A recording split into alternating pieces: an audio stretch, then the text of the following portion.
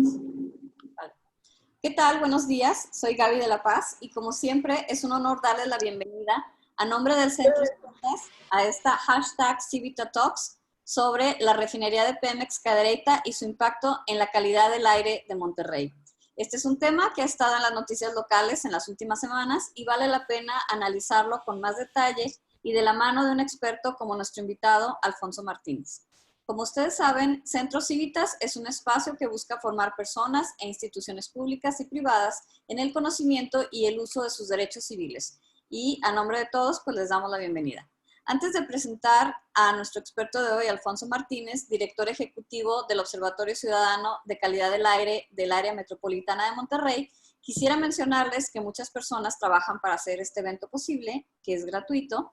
Por eso le agradecemos a todas ellas su esfuerzo y disposición, especialmente a Felipe, quien nos apoya hoy con la parte técnica de esta Civita Talks.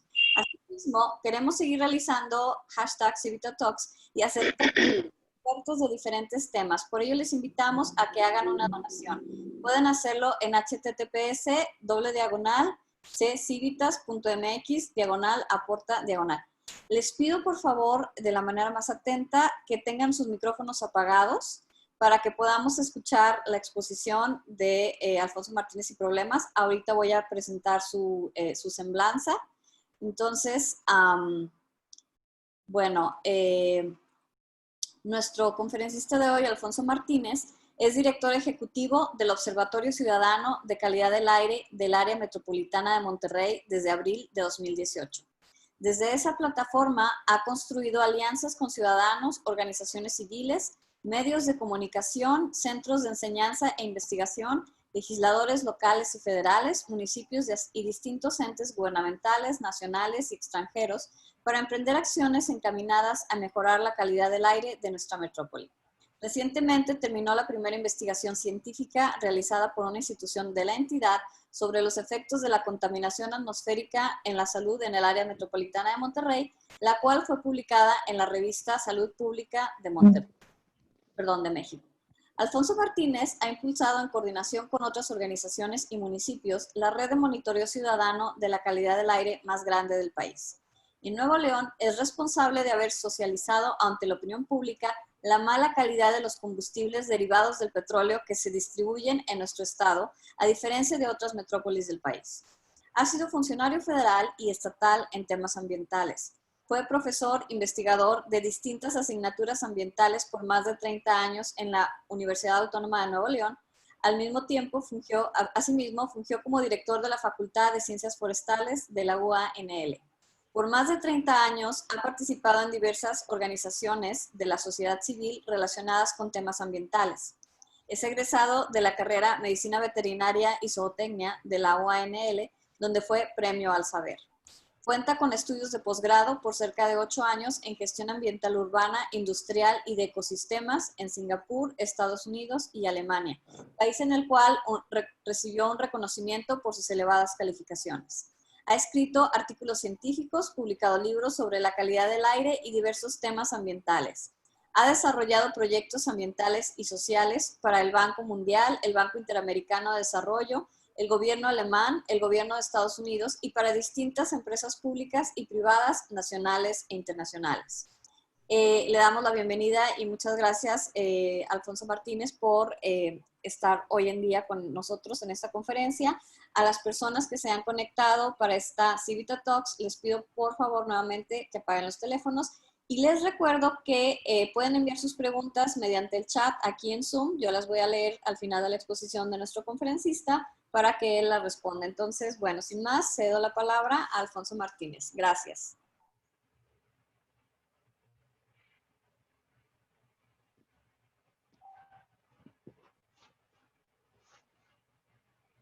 Quiero resaltar el hecho de que obviamente el petróleo ha sido la base del desarrollo de México. Una parte muy importante del presupuesto público se obtiene de la venta de los derivados del petróleo, pero obviamente esta explotación y este aprovechamiento de este recurso natural trae externalidades. En este caso, la ubicación de esta refinería en el este del área metropolitana de Monterrey, la Rosa de los Vientos, es precisamente del sureste. Entonces, la ubicación, que seguramente fue por motivos de disponibilidad de agua, hace que una parte importante de las emisiones de esta refinería pues llegue al área metropolitana de Monterrey. Obviamente no es la única fuente de emisiones. Ahorita vamos a establecer qué relación guarda con otras emisores que tenemos en el área metropolitana de Monterrey, pero sí es quizás, bueno, más bien es la fuente más importante desde el punto de vista de una empresa en particular o de un emisor en particular. Entonces, lo que pase ahí obviamente impacta positiva o negativamente al área metropolitana de Monterrey. Y la idea que tengo con esta conferencia, además de demostrar los impactos que se tienen, es que pasemos hacia una situación donde estos impactos puedan ser mitigados a través de la inversión correspondiente para que las emisiones se reduzcan y no seamos quienes habitamos en el área metropolitana de Monterrey, que paguemos, digamos, las externalidades que este procesamiento del petróleo tiene en el área metropolitana de Monterrey. La siguiente, por favor. Bueno, primero es importante hablar de qué se hace en las refinerías. Obviamente, pues ahí un ingeniero petrolero puede hablar mejor al respecto, pero si pasamos a la siguiente, es importante que comprendamos que el petróleo como un recurso natural que se forma por la descomposición de materia orgánica. La siguiente, por favor. Se forma por la descomposición de materia orgánica y esta materia orgánica se convierte en un aceite que tiene muchísimos compuestos, ¿no? Cuando tú tienes, no sé, un compuesto en particular, pues tienes un punto de ebullición y tienes un punto con una temperatura. Aquí no, aquí hay muchísimos compuestos que están dentro de esta materia orgánica que está compuesta principalmente por carbono, por hidrógeno, por azufre, por nitrógeno, son los componentes principales, pero entonces, y dependiendo también del yacimiento que se tenga, pues es el tipo de petróleo que existe. Hay petróleos que son más ligeros, hay diferentes características. Uno de estos petróleos que tenemos, del tipo de combustible que tenemos en México, que se denomina Maya, tiene un porcentaje de azufre muy importante, como el 3%, un poco más del 3%. Entonces, cuando llega ese petróleo a las refinerías, pues digamos que es como una torre de destilación, como las que se hacen pequeñas en los laboratorios, pero es una torre enorme y entonces a base de temperatura se mete temperatura y esa temperatura hace que los diferentes compuestos se vayan destilando. En la parte superior pues está lo que se le llama el gas, ¿verdad? Que son los hidrocarburos más livianos de cadena corta, que son los primeros que a una temperatura casi ambiente pues ya se evaporan y entonces se van separando los diferentes compuestos, que algunos de ellos tienen otro proceso posterior. Es interesante, ahorita vamos a ver cómo las gasolinas que se distribuyen en México se clasifican de diferente manera. Tenemos la gasolina AA, AA1, la gasolina B y la gasolina C. Y esa clasificación se da por la facilidad en que esas gasolinas se evaporan, se llama presión de vapor. En el caso nuestro, en el caso del área metropolitana de Monterrey, la gasolina que se consume en el área metropolitana de Monterrey, la gasolina magna, tiene una presión de vapor más alta que la presión de vapor de la gasolina que se distribuye en Ciudad de México y Guadalajara. La presión de vapor es una variable que aumenta con la temperatura. Entonces nosotros tenemos una gasolina, si ven ustedes aquí en la torre donde dice gasolina, Nuestra gasolina tiene entonces compuestos que se evaporan más fácilmente que la gasolina, por ejemplo, que tiene Ciudad de México. Entonces, a una temperatura, obviamente también la presión atmosférica juega un papel importante. Nosotros tenemos una presión atmosférica superior a la presión atmosférica que hay en la Ciudad de México, porque ellos tienen una altitud diferente, pero nosotros tenemos una temperatura mayor. Entonces, la gasolina que se distribuye por norma en el área metropolitana de Monterrey, pues es una gasolina que se evapora más rápidamente porque algunos de los compuestos que deberían de ir, por ejemplo, para producir gas LP, pues están dentro de la gasolina. Esto aumenta el volumen de la gasolina, pero al mismo tiempo hace que tengamos una cantidad de compuestos orgánicos volátiles muy importantes. Se han hecho algunos estudios en el área metropolitana de Monterrey y la cantidad de compuestos orgánicos volátiles es muy alta, y esto en una parte importante se debe a la gasolina que se evapora cuando estamos en Gonzalitos o estamos en Morones Prieto casi estacionados, pues se puede ver ahí cómo se está evaporando una parte importante de la gasolina. Entonces, esa es una situación muy relevante que nosotros ya desde hace algunos años hemos estado empujando, se han sumado legisladores, etcétera, para tener, digamos, una gasolina de mejor calidad, que tenga más rendimiento y que produzca menor contaminación. Esos compuestos orgánicos volátiles tienen afectaciones a la salud, pero también reaccionan con los óxidos de nitrógeno para formar ozono, ¿no? Entonces, y partículas menores a 2.5 micras. Entonces, esta torre de destilación se mete temperatura, como les digo, se van separando los compuestos, cada compuesto se evapora y se vuelve líquido a diferente temperatura. Cuando se separan primero todos y luego se van volviendo líquidos y se van separando de esa torre, ¿no? En la parte de abajo, pues tenemos el combustóleo, que es un tema muy importante también. El combustóleo, digamos que es un residuo de la refinación del petróleo, prácticamente el 30% de la refinación. Anteriormente, ese combustóleo, el porcentaje de azufre aumenta, llega al 4.5, 5%, o sea, se concentra más que el petróleo original que está llegando a la torre de refinación. Anteriormente, ese combustóleo tenía una salida porque se vendía a las embarcaciones marítimas. Surge una nueva normativa donde no se puede usar combustóleo con esa cantidad de azufre o combustible con esa cantidad de azufre, y ahora pues tenemos mucho combustóleo porque no se puede vender, además se está refinando más y por ende pues va a haber más combustóleo. Entonces hay una política de Estado de utilizar ese combustóleo que se puede usar para, en el caso de la refinería se está usando para producir energía eléctrica, pero también se puede usar para, como combustible para meter temperatura a esta torre, ¿verdad?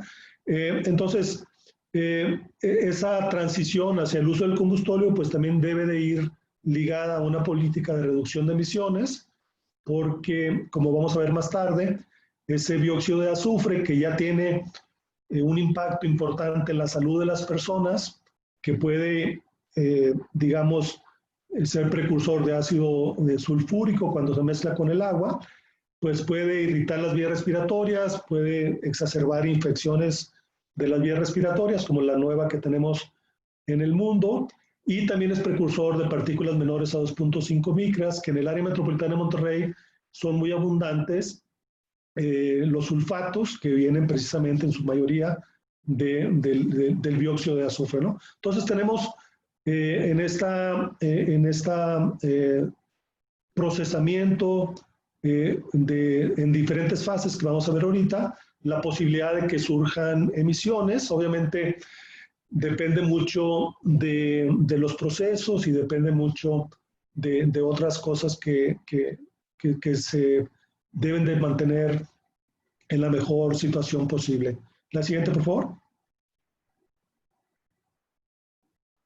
Gracias. Entonces, las refinerías de petróleo a nivel mundial son una fuente importante de contaminantes. Tenemos los compuestos orgánicos volátiles que tienen un anillo aromático, el benceno, el tolueno, el etilbenceno, el xileno, que son compuestos bastante peligrosos. Es muy importante monitorear y mantener controladas las emisiones de estos compuestos orgánicos porque son muy dañinos a la salud. También una parte importante se emite, pero otra parte importante viene en los combustibles que utilizamos, sobre todo en la gasolina. El benceno es el compuesto aromático más peligroso que puede traer la gasolina, y en otros países, por ejemplo, en California, en el estado de California, el porcentaje de benceno que trae la gasolina, pues es uno de los criterios más importantes y se ha ido reduciendo cada vez ese porcentaje. También es una fuente importante de contaminantes atmosféricos criterio. Estos son los que miden las estaciones de monitoreo, como el material particulado.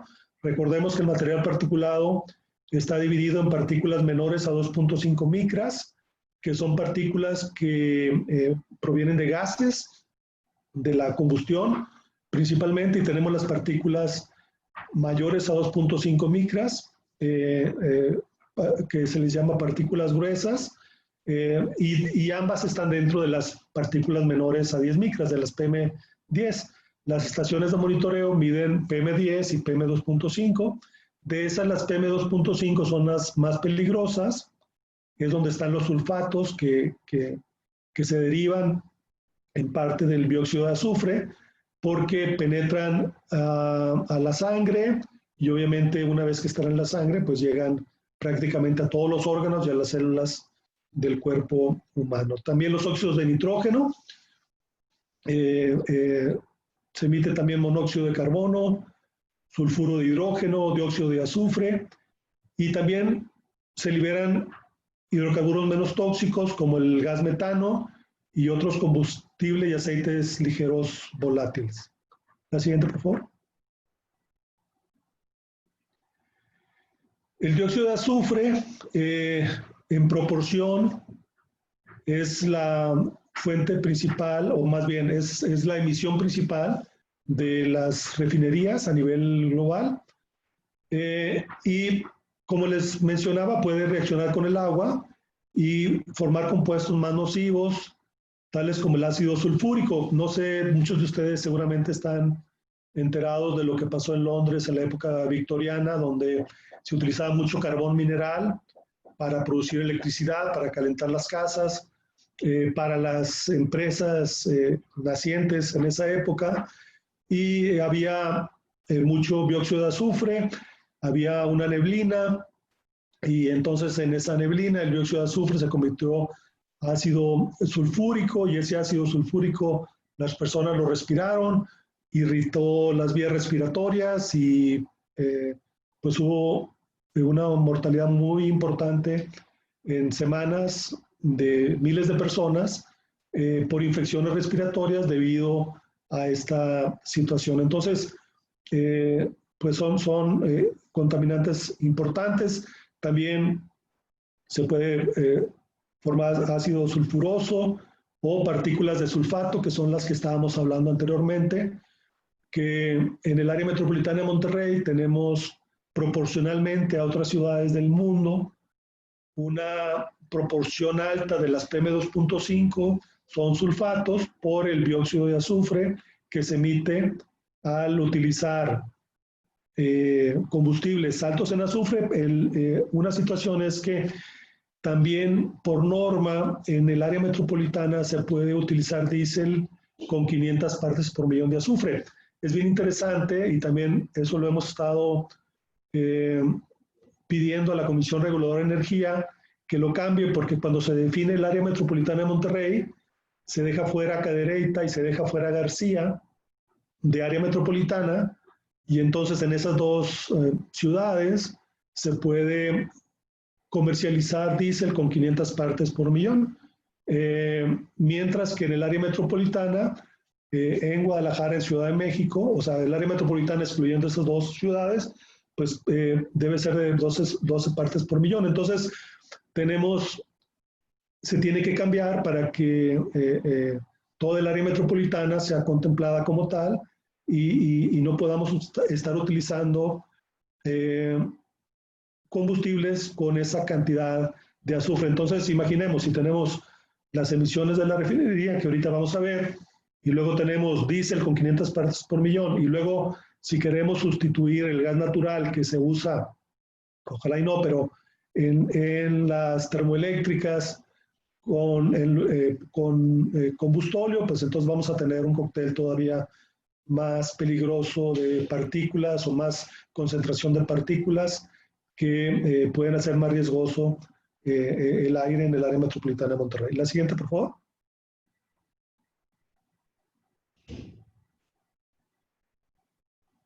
¿Pueden pasar la siguiente lámina, por favor? Gracias.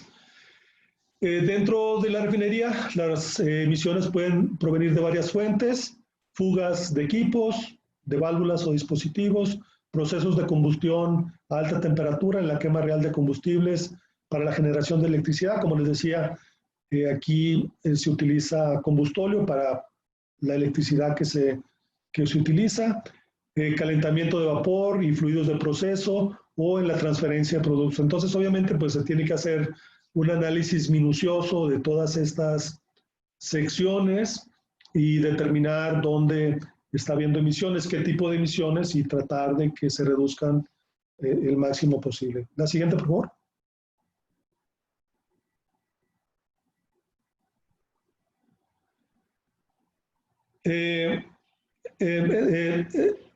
Las contaminaciones que se emiten en la atmósfera a través de un año, ahorita vamos a medirlo de esa manera, pueden ser descargas accidentales o alteraciones a la planta o emisiones normales. O sea, lo que hemos visto de algunos videos, pues son hechos extraordinarios que suceden cierta cantidad de veces al año, y obviamente esos son los más llamativos, pero además tenemos emisiones que día con día están sucediendo. Obviamente también depende mucho del flujo del viento. No siempre el viento dominante es del este y del sureste. En ocasiones tenemos viento dominante del oeste y ahí pues las emisiones pues no llegan al área metropolitana.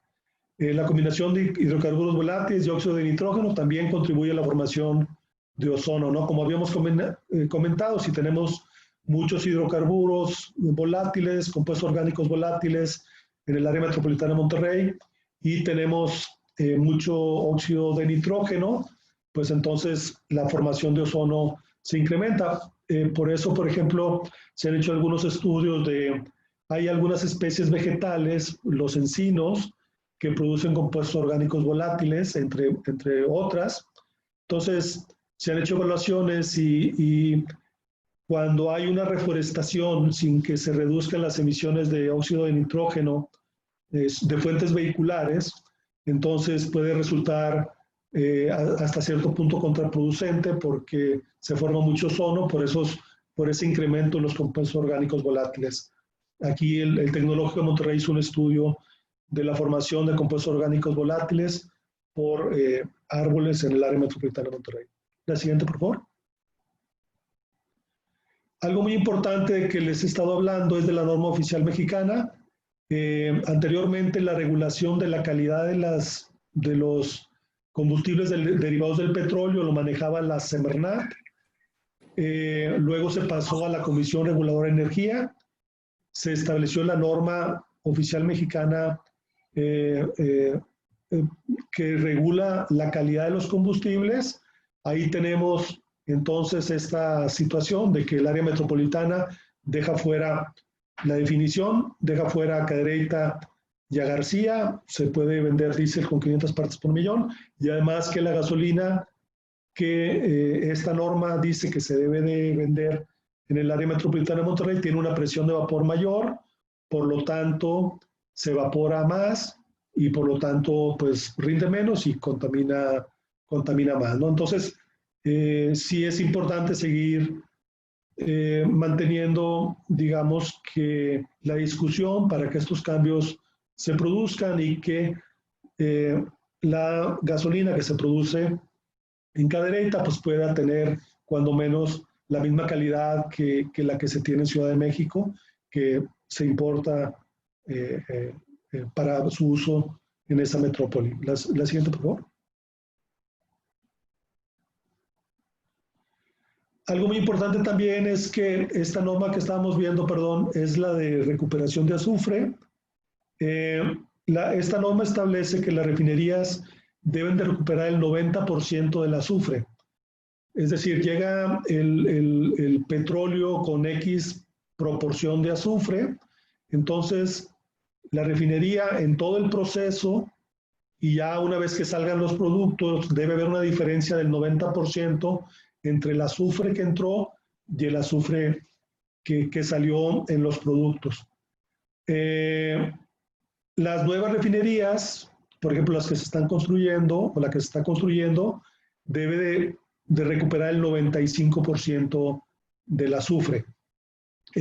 Obviamente, como es una proporción, entre más petróleo llegue y más petróleo se refine, pues mayor va a ser la cantidad de azufre, aunque se mantenga ese 10%, pues la cantidad total en toneladas va a ser mayor, ¿no? Por eso las expectativas de que al aumentar la productividad, pues aumente en esa proporción la contaminación atmosférica, porque no se regula la masa, sino se regula una proporción de lo que entra, ¿no? Así es como está la norma de recuperación de azufre. En la refinería, la siguiente, por favor. Esta sí es la norma que les estaba mencionando, una disculpa. Esta es la norma CRE 016, es la tabla 4. Si ven ustedes, ahí tenemos en la parte de arriba las diferentes regiones en que se divide México. A la derecha está la zona metropolitana de Monterrey. A la siguiente columna a la izquierda está la zona metropolitana del Valle de México y la zona de Guadalajara. Y ese es el tipo de gasolina según el mes del año que se debe de distribuir. Como ven ustedes, nosotros tenemos gasolina B y gasolina C, lo que significa que la presión de vapor de esa gasolina es mayor con lo que estábamos comentando anteriormente, ¿no? Entonces, nosotros, esa presión de vapor también tiene sentido de que sea alta cuando hay mucho frío, porque puede que el encendido de los vehículos se afecte con las temperaturas bajas, pero a diferencia de Guadalajara y Ciudad de México, nosotros tenemos temperaturas muy altas, por lo tanto no tiene ningún sentido usar gasolina B en los meses de mayo, junio, julio, etcétera, ¿no? Porque la presión de vapor es más alta por la temperatura y se evapora más gasolina, se contamina más y rinde menos esa gasolina. Entonces, ya revisamos la norma de cuánto se debe recuperar de azufre y ya revisamos la norma de la calidad de los combustibles. Únicamente saqué la tabla 4 de esa norma para tener mayor claridad y demostrar que hay un trato diferencial hacia la zona metropolitana de Monterrey. La siguiente, por favor. Ahora, ¿cómo estamos en el área metropolitana de Monterrey? De contaminación, quiero hacer un repaso de cómo estamos, cuáles son las afectaciones que tenemos. La siguiente, por favor. Esta es una tesis doctoral, es el área metropolitana de Monterrey, se ve a la izquierda y hacia abajo el área del Guajuco, ¿verdad? Tenemos ahí la refinería en la mano derecha de la pantalla. Y tenemos el área metropolitana de Monterrey, y esos son los promedios anuales de partículas menores a 2.5 micras. Entre más rojo, pues es mayor la concentración del promedio anual. Entonces, digamos que debido a la orografía y a los vientos que existen, las montañas, etcétera, hay ciertas partes del área metropolitana donde se concentra más la contaminación atmosférica, pero ahorita vamos a ver que las emisiones de la refinería pues llegan a impactar de manera directa como con dióxido de azufre o también con partículas sulfatadas, estas áreas, ¿no? De hecho, esta precursión de partículas sulfatadas no ocurre a los pocos kilómetros de las emisiones, sino que normalmente ocurre a 30, 40, 50 kilómetros, con una serie de transformaciones que ocurren en la atmósfera. Entonces vemos en las áreas del noroeste de Escobedo, noroeste de Monterrey, García, Santa Catarina, como las áreas donde hay mayor concentración de partículas menores a 2.5 micras, simplemente porque los vientos y el arreglo topográfico de la ciudad hace que se concentren ahí las emisiones. La siguiente, por favor. Nosotros, ahorita la doctora mencionó de este estudio que terminamos, que ya se publicó en la revista Salud Pública de México. Es muy importante porque tenemos dos tipos de afectación a la salud de la contaminación atmosférica. Tenemos una afectación de largo plazo, o sea, el estar respirando aire contaminado 10, 15, 20 años tiene afectaciones importantes a la salud porque hay esas partículas que están entrando al organismo, provocan una inflamación generalizada, hay resistencia a la glucosa de las células, hay daño al páncreas, hay una serie de afectaciones y por lo tanto la prevalencia o el número de personas que se ven afectadas por enfermedades como diabetes, como infartos al miocardio, angina de pecho, derrames cerebrales, infartos cerebrales, infecciones respiratorias, aumenta. Esas son, digamos, que enfermedades donde ya se sabe el factor exposición-respuesta, o sea, ya se sabe en el mundo que una población que está expuesta en el largo plazo a 10 microgramos más del PM2.5 al año, ya se sabe qué proporción más va a tener de estas enfermedades, ¿no? Pero hay muchas otras que están relacionadas con la contaminación, que todavía no se tiene ese factor exposición-respuesta, no se sabe qué porcentaje de la población se afecta con 10 microgramos de aumento en el promedio anual de PM2.5 o de otros contaminantes. Entonces, esas enfermedades no solamente representan una afectación a la salud, sino es una también pérdida de años productivos, lo que se llama carga de enfermedad, porque una persona que tiene diabetes tiene una vida productiva, pero obviamente depende del grado, etcétera, pero digamos que tiene meses o años donde ya no es productiva, hay una afectación al sector productivo, hay una afectación al sector salud, hay una afectación a la familia porque obviamente es un ingreso menos, alguien tiene que cuidar a esta persona, hay transferencia incluso de recursos para la compra de medicina, entonces hay una afectación económica de miles de millones de dólares anuales, hay miles de años de vida perdidos al año y hay miles de fallecimientos que ocurren debido a la contaminación atmosférica por la exposición de largo plazo, pero además tenemos la exposición de corto plazo, que fue lo que hicimos nosotros, o sea, se demostró que días más contaminados, hay sobre todo en afectaciones respiratorias. La siguiente, por favor.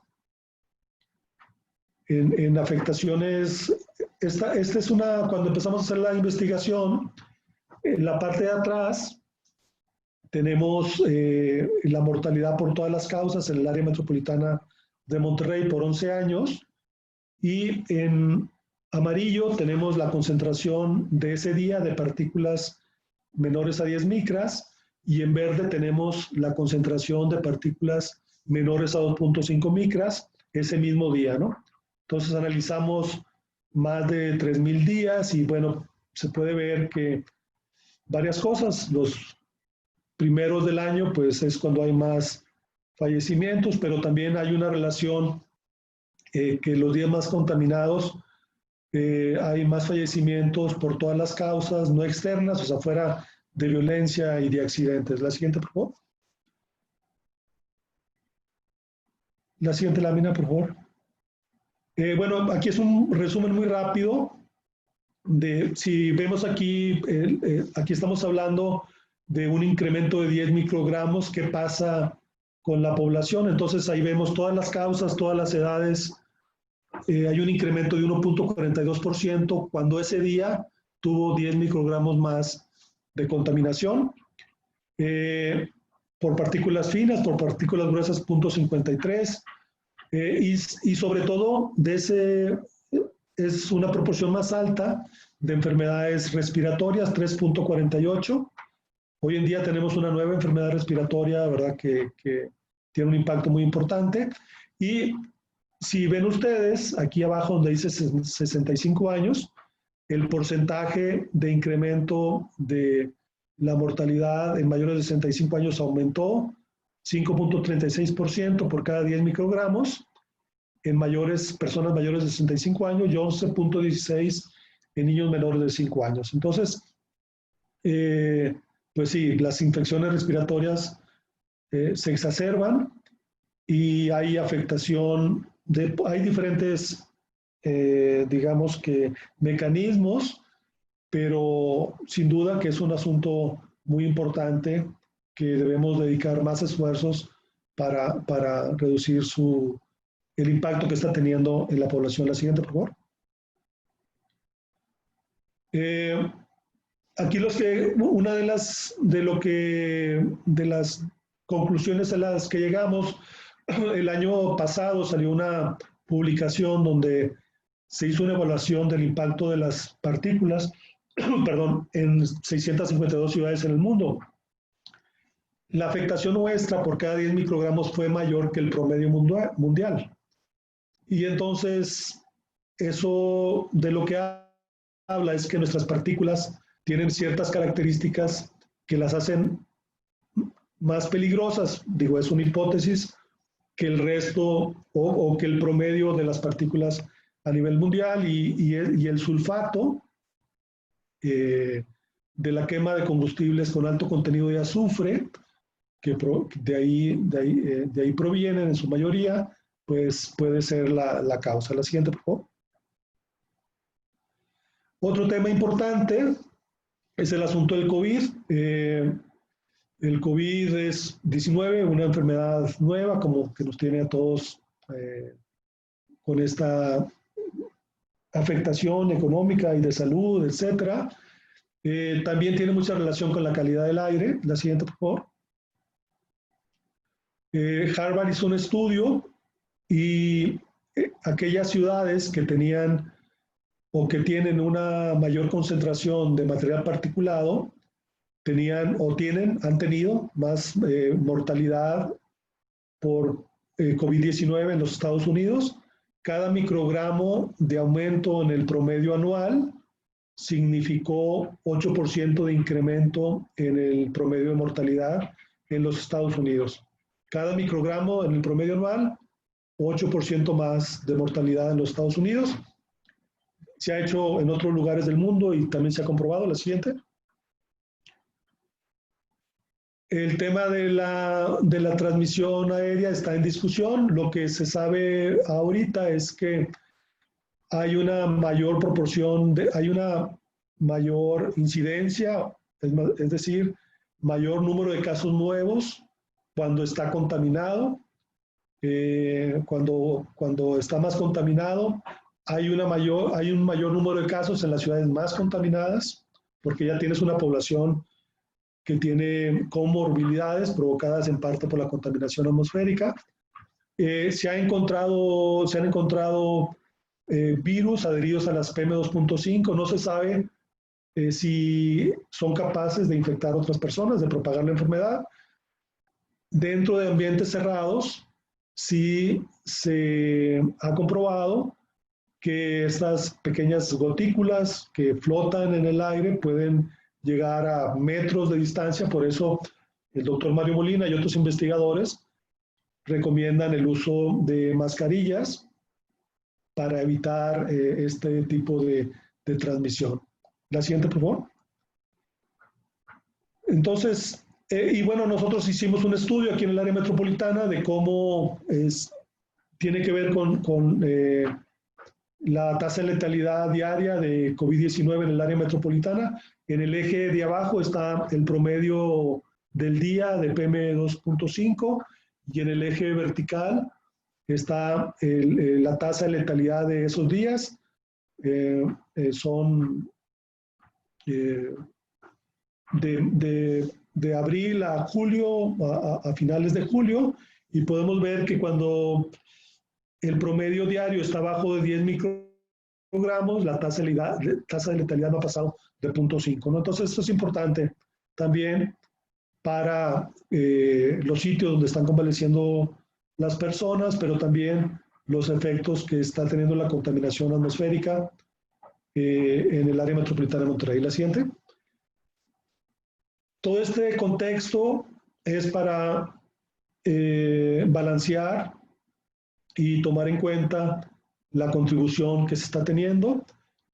Obviamente, la refinería no es la única fuente de contaminación. Obviamente, lo ideal es tener mayor investigación. Voy a referirme a los estudios que se han hecho por parte de la Semarnat, de los inventarios de emisiones y algunos estudios que hemos hecho nosotros de cuál es la contribución, en el entendido de que hay muchas cosas por investigar y en el entendido de que hay muchas cosas que no sabemos aún. La siguiente, por favor.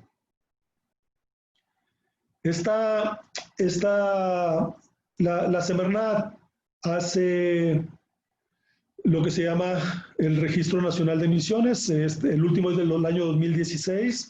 Lo hacen para todos los estados y están haciendo uno que próximamente será publicado. Son estudios bastante bien hechos.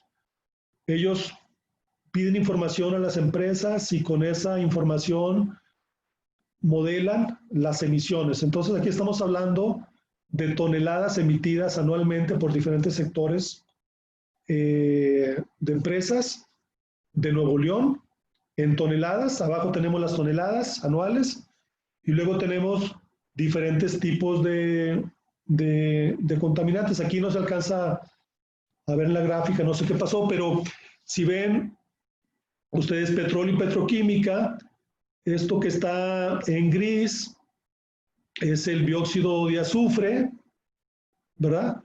En petróleo y petroquímica es como el 40% cuando se hizo este inventario, el 40% del dióxido de azufre. Lo que está en anaranjado son las PM2.5, lo que está en amarillo es el monóxido de carbono. Algo muy importante es que estamos hablando de emisiones directas. ¿Sí me explico? O sea, son emisiones que son directas. Hay emisiones secundarias porque una parte de este dióxido de azufre ya dijimos que es precursor de PM2.5 y hay que tomar en cuenta que el año 2016 se estaban procesando quizás 110,000 barriles por día, es decir, mucho menos de la mitad de la capacidad que tiene la refinería, ¿no? La siguiente, por favor.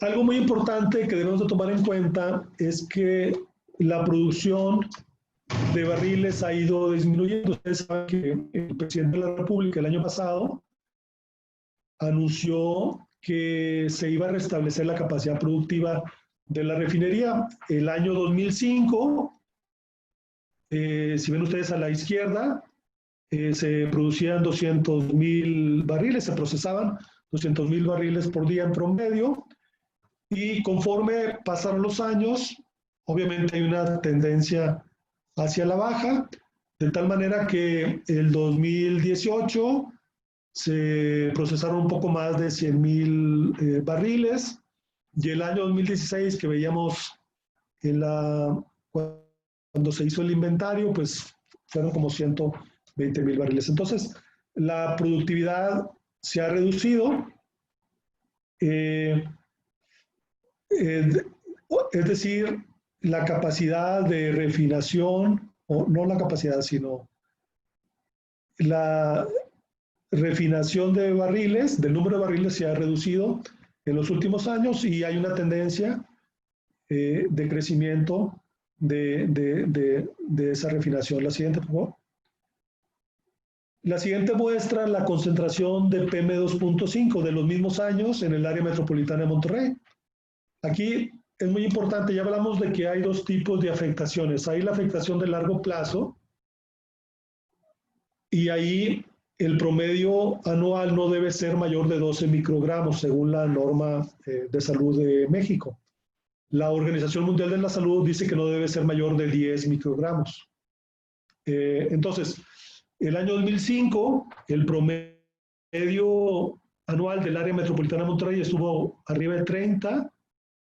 Hemos tenido 35, pero igual que los barriles, ha venido bajando en los últimos años el promedio anual de PM2.5 del área metropolitana de Monterrey. El último, aquí a la derecha, el último punto del año 2019 fue 21, un poquito más de 21 microgramos.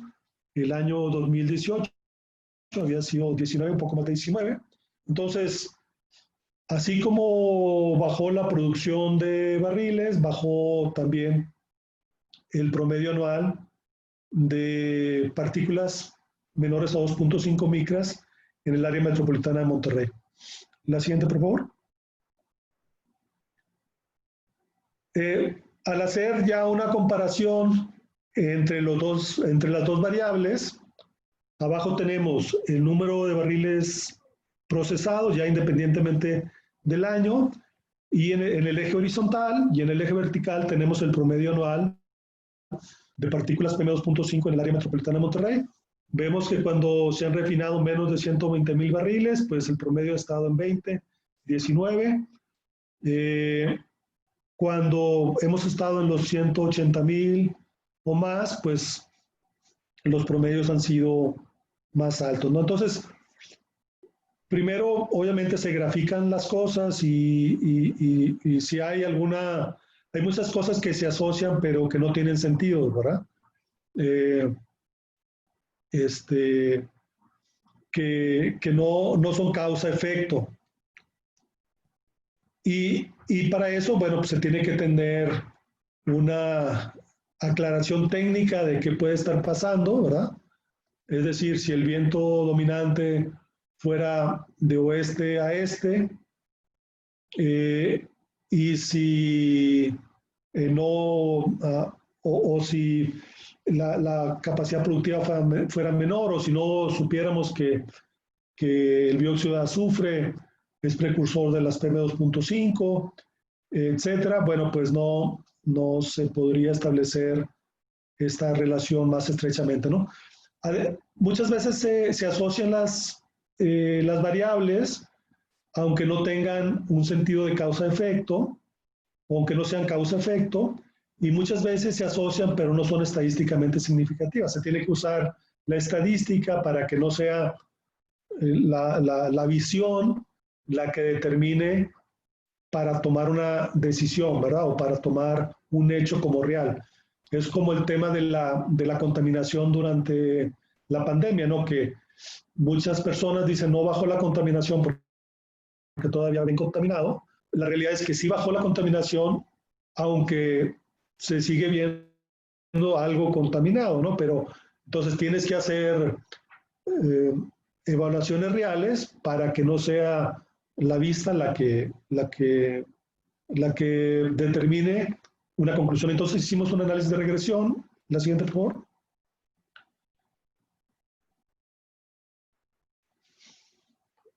La siguiente lámina, por favor. Un análisis de regresión. Aquí para la gente que le guste la estadística, tenemos la R cuadrada, que es el coeficiente de determinación, es 51%. Esa R cuadrada lo que quiere decir es qué tanto de la variación de la variable independiente, en este caso la concentración de partículas menores a 2.5 micras, el promedio anual de la concentración de partículas menores a 2.5 micras se debe a la variable independiente, que en este caso es el número de barriles promedio procesados al día. Entonces, 51%, que es muy alta.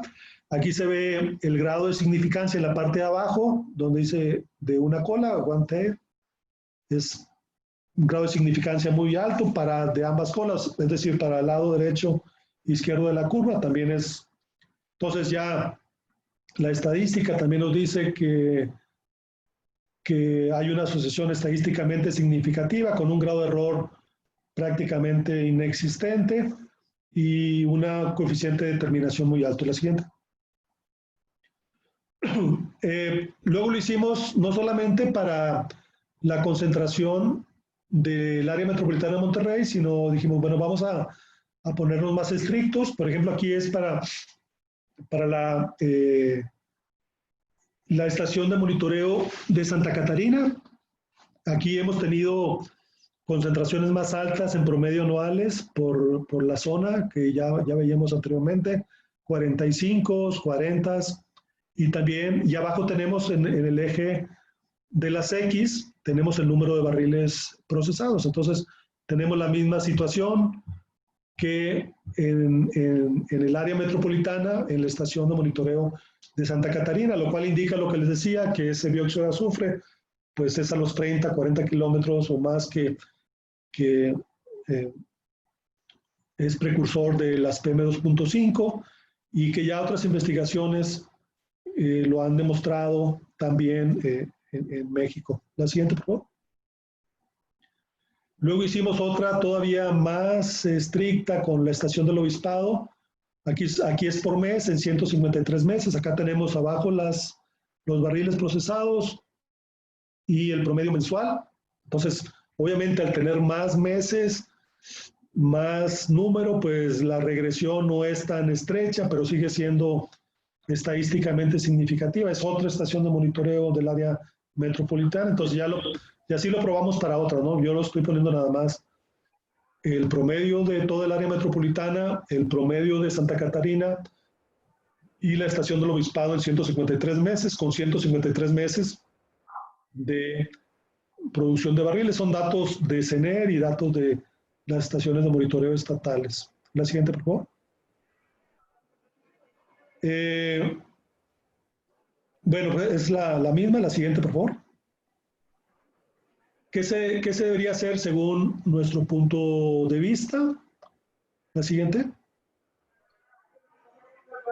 Existe información para evaluar el efecto actual y el futuro efecto que va a tener el incremento de la productividad en la salud y en la economía de los habitantes del área metropolitana de Monterrey. O sea, hay suficiente masa crítica en Monterrey, en Ciudad de México, como para decir, mira, pues si nos vamos a los 200,000 barriles al día, va a aumentar tanto la concentración anual, lo que significa que va a haber tantas más personas con diabetes, tantas más personas con infartos al miocardio, y los años de vida perdido van a ser tantos y el costo va a ser tanto, ¿no? Eso en teoría, se debería de hacer.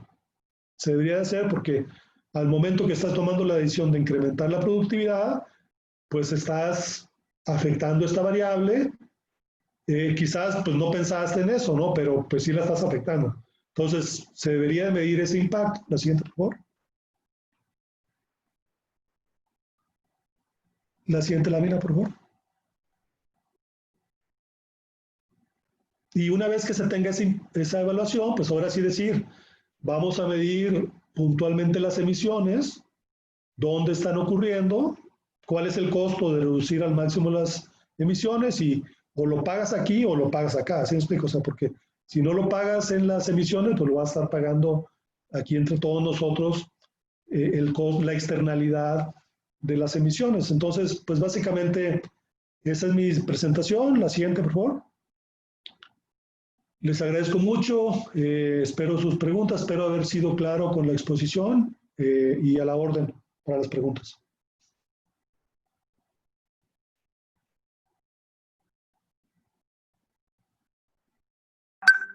Muchas gracias. Bueno, tengo una pregunta por el momento que está hecha por María Cristina Hernández y esta creo que era de cuando estaba hablando del promedio anual de PM2 en Cadereyta. Dice, si la R2 no es cercana al 90%, ¿por qué otra variable puede estar afectada la presencia de PM2.5 en la ciudad? Muy buena pregunta. Hay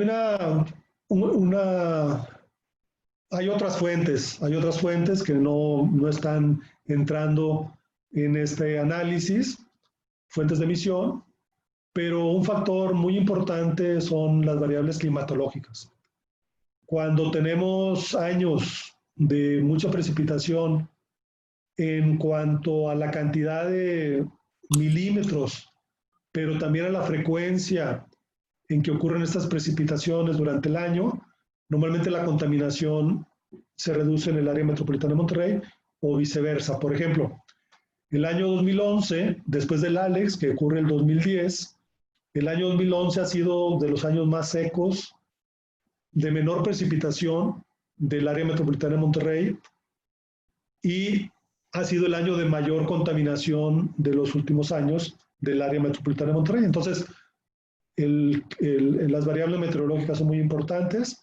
Ojalá y tuviéramos un modelo donde tuviéramos todos los emisores, las variables meteorológicas, que en otros lados sí se tiene, para ser más precisos en cuál es la participación de cada uno de estos factores en el promedio anual.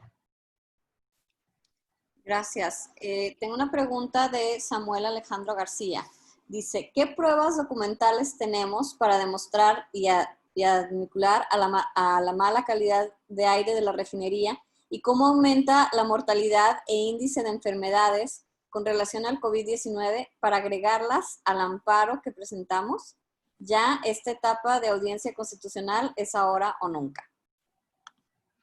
Estuvo muy larga la pregunta. La primera parte, doctora, ¿cuál es? ¿Qué evidencias? Sí, bueno, las evidencias, está el inventario de emisiones y está las evaluaciones que hicimos nosotros.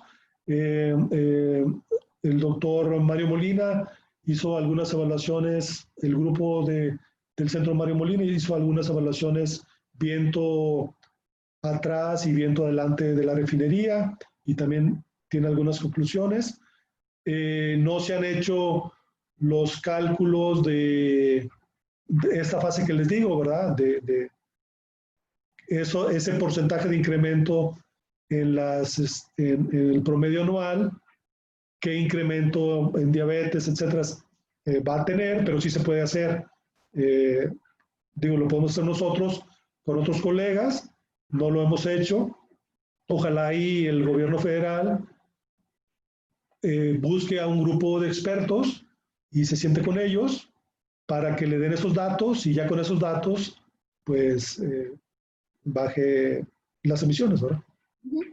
La segunda parte de la pregunta dice, o sea, ¿cómo puede hacer la relación entre la mortalidad y el índice de enfermedades con relación al COVID? Bueno, sí, también ahí pues hay poca investigación. Nosotros hicimos esa investigación que no ha sido publicada todavía en una revista. Fue nada más en los colegas de ahí del observatorio. Ahí lo que demostramos fue que cuando hay más contaminación atmosférica, la tasa de mortalidad por COVID-19 ese día tiende a incrementarse. Se pueden hacer otras investigaciones si tuviéramos los datos de dónde están llevándose, más bien, dónde están los casos positivos en la ciudad, pues pudiéramos hacer alguna relación con la contaminación que ahí se da. No tenemos esos datos disponibles, pero seguramente lo que se ha encontrado en Europa y en Estados Unidos, pues es lo mismo que va a pasar aquí, ¿verdad? Que las áreas más contaminadas, hay más personas que se enferman y hay más personas que tienen una enfermedad más grave, porque eso ya se ha probado en otros lados, ¿no? Muy bien. Tengo dos preguntas de Emilio González Guzmán. Le voy a pasar la primera. Dice, ¿existe alguna norma oficial mexicana que regule la cantidad máxima permitida de emisiones a la atmósfera en instalaciones como la refinería de Cadereyta? Eh, hay normas que para dióxido de azufre, hay normas para material particulado en las inmediaciones de las instalaciones que, que, que se aplican. Eh, eh, eh, ahí pues depende mucho de dónde impacte realmente la contaminación, ¿verdad? Si yo tengo una emisión a una altura de 40 metros, pues esa emisión quizás va a impactar a 5 kilómetros de donde se está emitiendo, ¿verdad? Entonces sí las normas federales deben de irse adecuando para, para mejorar las emisiones en todas las industrias en general, ¿verdad? Pero sí existen. Muy bien. La segunda pregunta de Emilio González Guzmán es, ¿hay algún reporte oficial de Pemex que esté disponible al público en relación con estas emisiones a la atmósfera de la refinería de Cadereyta? No estoy seguro, yo me imagino que ellos tienen que entregar información a la Agencia de Seguridad de Energía y Ambiente y es probable que esos reportes digan que sí cumplen las normas. No sé si me explico, o sea, y es probable que sí estén cumpliendo las normas. Eso no quiere decir que no se esté impactando a la ciudad y que no, y que esto que sucede y que estamos nosotros presentando no sea correcto. Entonces, ¿verdad? Esa es una paradoja que quizás no hay violación a las normas, pero eso no quiere decir que no haya impacto a la salud ni a la economía. Claro. Lo que hay que ver es cómo están las normas y cómo se pueden mejorar, ¿verdad? O sea, aquí no se trata de tener la refinación, se trata de reducir el impacto, ¿verdad? Claro. Um, bueno, otra pregunta relacionada con el tema anterior es de Gabriela Villegas. Dice, buen día, sobre el COVID-19 y la emisión de partículas PM2.5, ¿existe correlación documentada en Nuevo León? ¿Qué indicios hay, por ejemplo, si las comorbilidades como EPOC vienen de la mala calidad del aire? Eh, Voy a empezar con la segunda parte. El tema de POC, sí hay información confiable. Hay una institución que evalúa la carga de enfermedad a nivel mundial y para Nuevo León hizo una evaluación de qué porcentaje de EPOC y diabetes y otras enfermedades que están relacionadas con la contaminación se debían a la concentración de material particulado.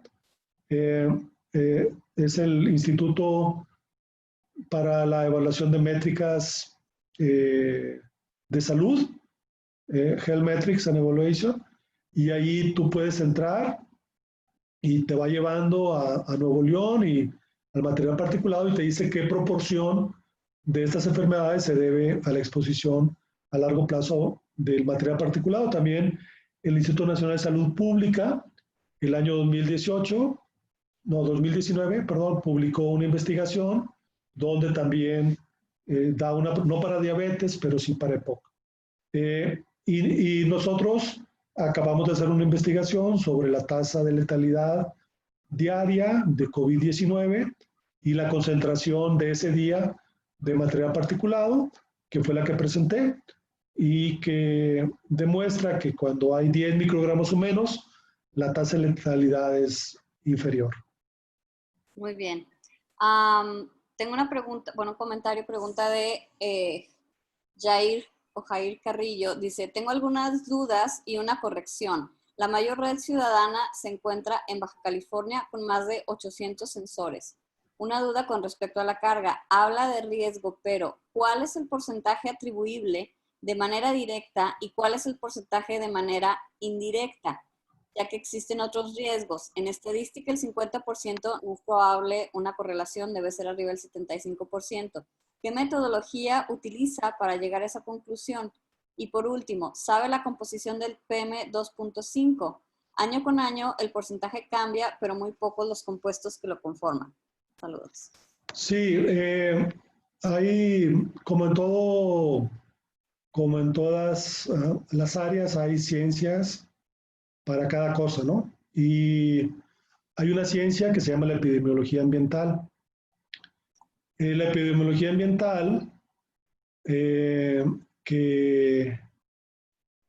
determina que tú puedes, cuando tienes el cálculo de los diferentes riesgos que una persona o un grupo de personas tiene, tú puedes discernir, cuando tienes toda esa información, cuál es el efecto de cada uno de esos riesgos.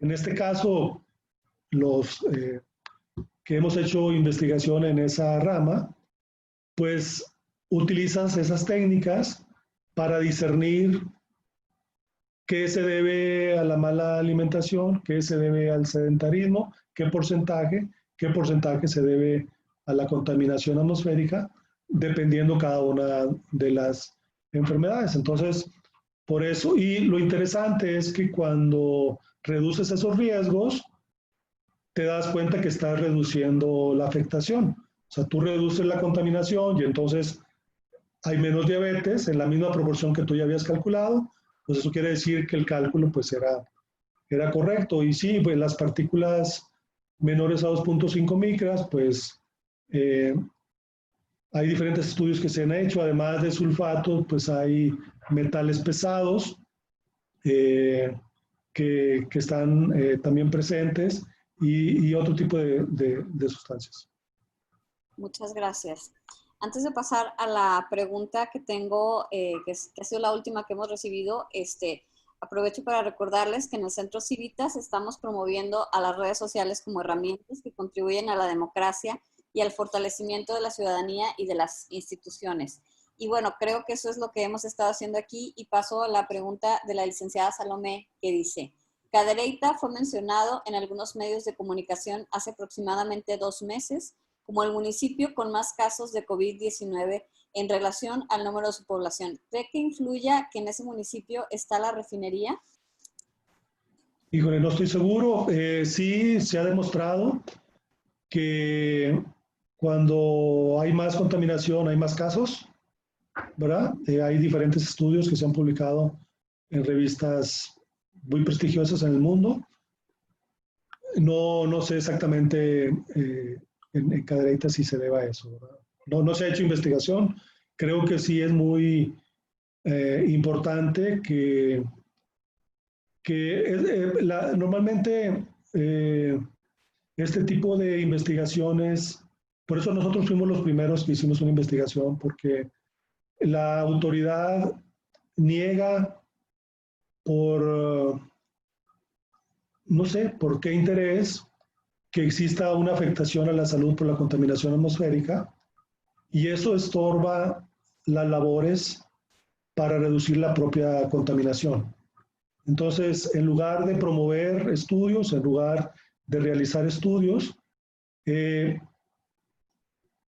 discuten o le quitan valor a los estudios que hacen científicos bajo su propio presupuesto y bajo su propio interés, en lugar de apoyarlos a que hagan estos estudios, ¿no? Entonces esa posición debe de cambiar porque si se siguen manteniendo en que el estudio no se hizo bien, en que la relación no puede ser, en que hay otras causas, pues no vamos a avanzar. Y eso ha sido un obstáculo en esta ciudad de funcionarios que han estado bloqueando la información en lugar de fomentar procesos para que avancemos hacia una economía más limpia y que tengamos una mejor salud y una mejor economía en el área metropolitana de Monterrey. Perfecto.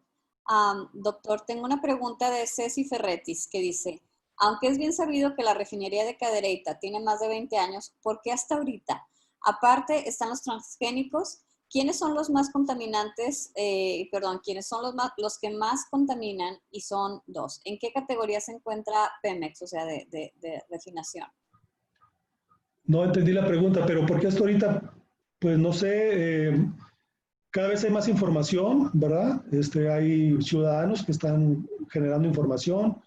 Nosotros en el observatorio, pues es un grupo de personas, algunos técnicos que estamos generando información, los medios de difusión tienen más información, los ciudadanos hoy como nunca están participando y bueno, son cosas que debieron haber salido hace muchos años, efectivamente, que no se hicieron, bueno, pues no sé por qué no se hicieron, ¿no? Claro, y con respecto a los transenergéticos, ¿qué nos podría comentar? No, no sé qué sean los transenergéticos. Es la pregunta de Ceci Ferretis. No sé si nos pudiera ampliar un poco el comentario a través del chat, por favor. Mini refinerías. Bueno, sí. Obviamente, pues sí, estos modelos pues son más controlables que los modelos de refinerías grandes, ¿no? Porque como trabajas con proporciones, pues entre más grande, pues es una proporción, la misma proporción, pues es un volumen mayor. Uh-huh. ¿Cuáles son los, no sé, si han pasado por algún tipo de ISO o algún tipo de estandarización de calidad? No tengo esa información. Perfecto. No sé si tenemos por aquí alguna otra pregunta. No, aparentemente no. Yo quisiera preguntarle, ¿cómo se decide el tema de qué tipo de gasolina recibe cada región? Sí, esa es una situación importante. Hay un comité de normalización. Como te mencionaba, doctor, anteriormente le tenía la Semarnat esa atribución. Ese comité de normalización lo que hace es que eh,